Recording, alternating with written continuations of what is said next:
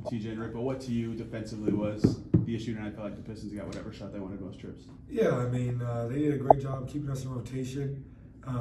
They had a lot of different guys step up and make shots early, and I think that caused indecision with our rotations because how many shots they were making. And I mean, kudos to them. They played a hell of a game from start to finish, and we just got to be better on that end of the ball. You're overhelping, or the communication's not there, not in that you specifically, but in general as a team. How do you get out of that? Is it just reminders, communication? What does that take? I mean, I think there's a lot of pieces. I think specifically when we're talking like pick and roll defense, like when you gotta. It starts with ball pressure. We gotta be up on the ball. Our bigs gotta be up at the level.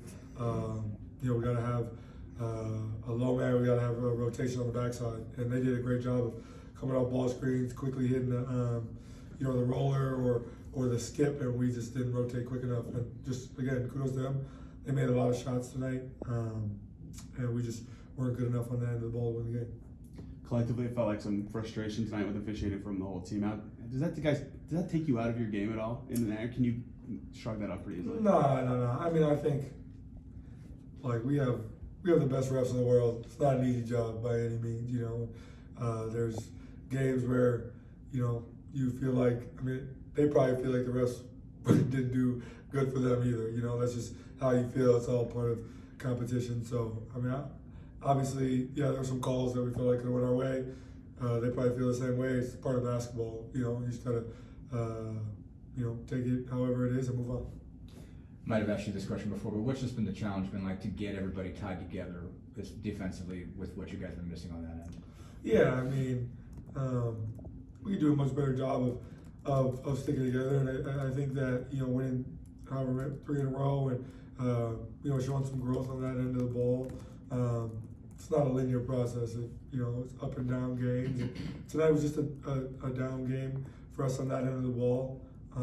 I did feel like they made a lot of shots today. So again, kudos to them. They're playing hard, young, hungry team, and we just didn't match their energy.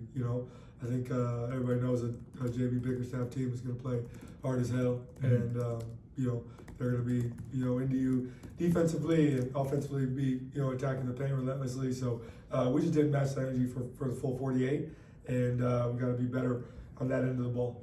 I guess how drastically different of a cover are they than they were a year ago? Just because of the energy and the veteran pieces they've added. Well, I mean, there's good players over there. Obviously last year was a tough year for them, but they're a young group, and again, I think Coach Bickerstaff is an elite coach, and I think everybody knew when he got this job that how hard these guys were going to be playing because they already do play hard, before that. So, I think you just got to match their energy.